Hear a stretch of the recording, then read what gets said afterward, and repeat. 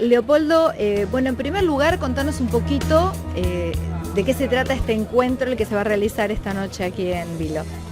Bueno, es un poco despedir el año con la militancia de diversas expresiones o agrupaciones que pensamos parecido y que nos juntamos alrededor de la defensa de un proyecto nacional, popular y democrático.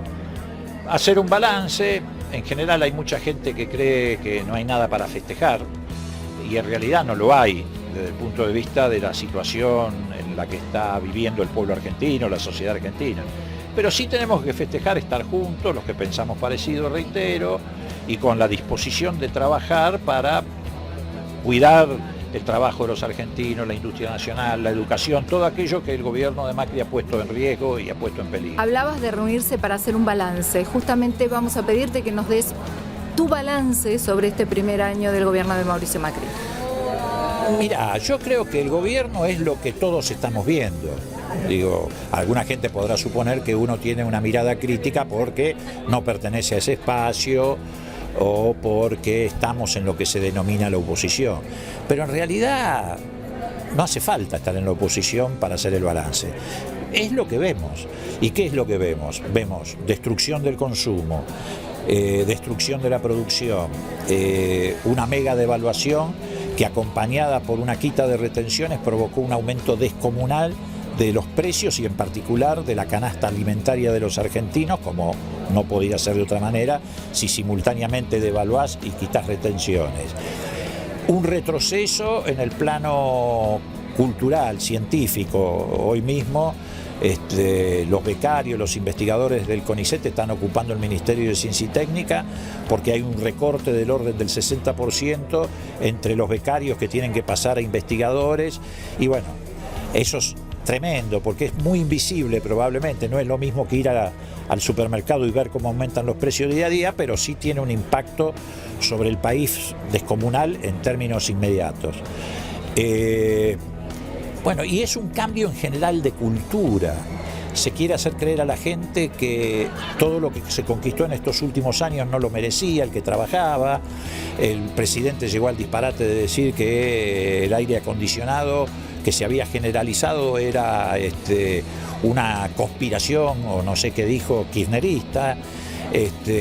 Como si en cualquier lugar del mundo el que trabaja no lo hace precisamente para mejorar su calidad de vida, para tener un aire acondicionado en verano, para tener una estufa en invierno, para tener una camisa nueva, para comprarse una motito y poder ir a su trabajo. Yo no sé, esta gente que cree que es posible volver a la época de la esclavitud y tratan de naturalizarlo, tratan de que la gente se sienta culpable por haber tenido esa calidad de vida. Entonces, bueno, ese es el balance, se podría agregar muchísimo más. Están endeudando a la Argentina desaforadamente, en estos primeros 11 meses, todavía falta computar diciembre, el endeudamiento externo de la Argentina creció en 52.000 millones de dólares, para que te des una idea. En términos nominales, es lo mismo que creció el endeudamiento en los 7 años de dictadura militar. Alfonsín tomó el gobierno con una deuda de 46.000 millones de dólares y Isabel, cuando se fue, había dejado una deuda de 7.000. Casi creció en 7 años lo mismo, mejor dicho, en un año del gobierno de Macri hizo crecer la deuda casi en lo mismo que creció durante 6 años, 7 años de dictadura militar. Bueno, por eso hoy estamos en un escenario donde al gobierno le han quedado nada más que 2 herramientas. En política económica, el endeudamiento externo, e institucionalmente la represión, que se va incrementando día a día. Empezó al principio del gobierno de Macri con echar empleados públicos por lo que opinaban en Facebook, en Twitter, y termina ahora con la represión en Jujuy, termina con todos hechos de violencia. El otro día estaba leyendo un informe que decía que ha crecido en el gobierno de Macri exponencialmente la violencia institucional, porque la represión, bueno, se ve en televisión, pero después está la otra violencia, la que las fuerzas de seguridad se toman contra los chicos en la calle, otra vez pidiendo documentos, otra vez parando indiscriminadamente a cualquiera. Hay un clima de época. Vos, cuando a la fuerza de represión le soltás la cadena, se generan situaciones de esta naturaleza. Así que bueno, ese es el balance. Yo creo que el balance no es positivo, digamos, ¿no? Es un balance marcadamente negativo.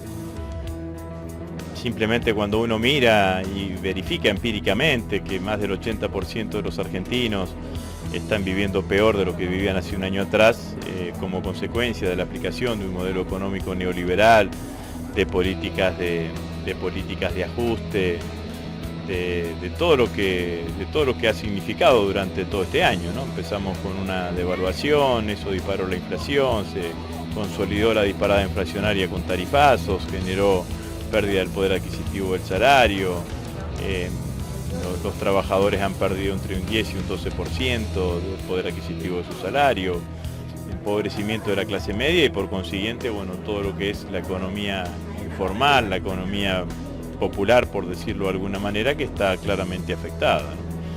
El modelo económico del gobierno es un modelo económico que apuesta al sector exportador en un mal mundo para apostar al sector exportador, porque el mundo está en crisis, el mundo tiene recesión económica, el mundo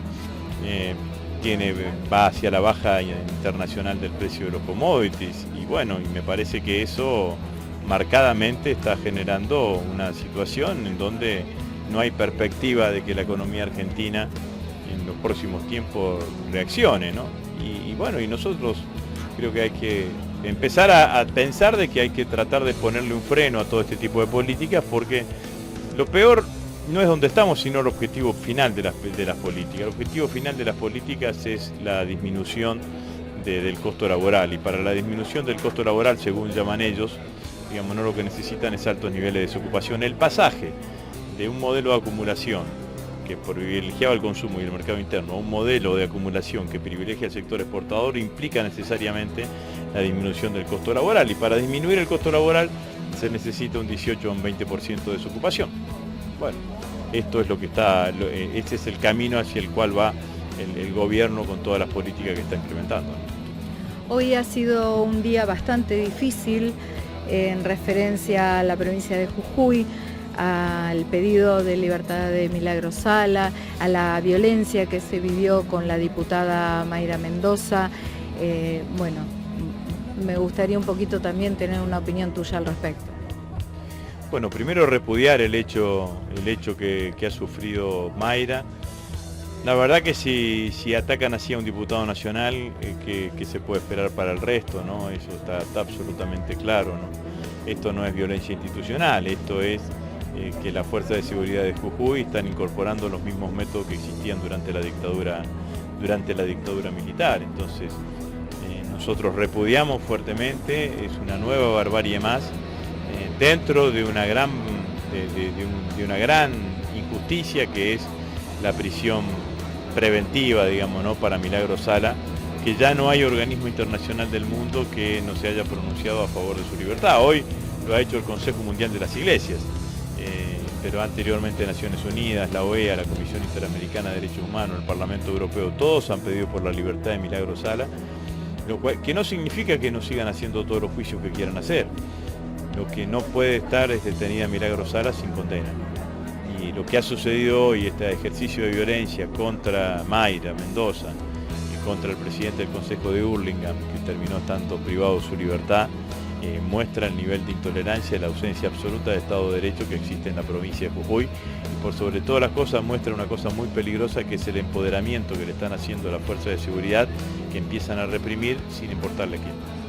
En el caso de Milagro, la detienen por un hecho que ni siquiera permitía una detención de 24 horas, y después van inventándole causas para seguir justificando una detención arbitraria. Eso se llama en la justicia salir a la pesca, es decir, decirte a vos o a cualquier ciudadano, bueno, vos sos culpable de algún delito, vos preguntás cuál, no sabemos, pero ya vamos a encontrarte alguno. Eso es una cosa que contradice el Estado de Derecho. Además, vos fijate lo ridículo. Hoy estábamos todos mirando por televisión el juicio a Milagros Sala porque supuestamente instigó que un grupo de gente tirara huevos. Y en el mismo momento, en la puerta del juzgado, la policía estaba reprimiendo a legisladores nacionales, diputados nacionales, gente que había ido. Entonces digo, es una payasada.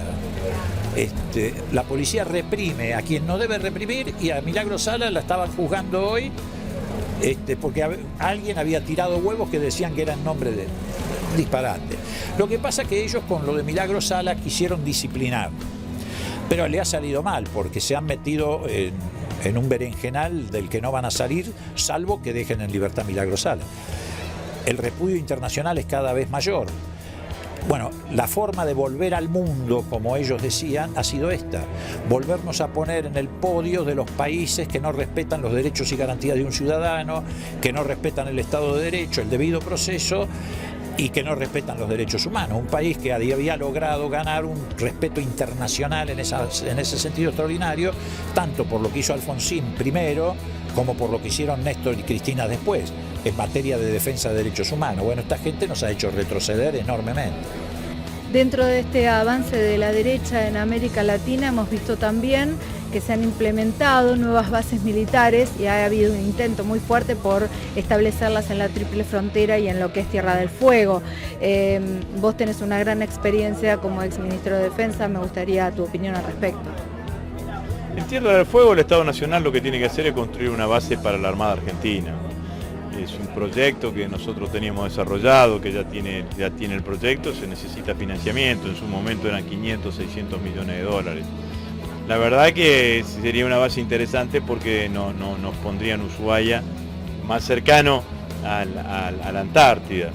Pero bueno, lamentablemente lo que están pensando no es eso, digamos, ¿no? Sino que en la base sea utilizada para otro fin.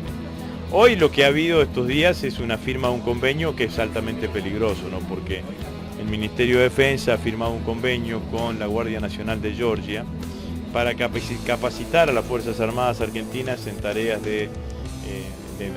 tareas frente a emergencias y catástrofes, digamos, ¿no? Y ese es un primer paso como para meterse dentro del país, ¿no? Porque después a los capacitadores le hacen bases y las bases que están presentadas como lugares en donde los capacitadores llevan adelante su tarea terminan siendo instrumentos claramente de la política del Comando Sur para América Latina. El Comando Sur, que es la prolongación del Pentágono para América Latina, además ahora han colocado como secretario de Defensa, como titular del Pentágono, a un hombre que ha venido siendo titular anteriormente, ha estado a cargo del Comando Sur.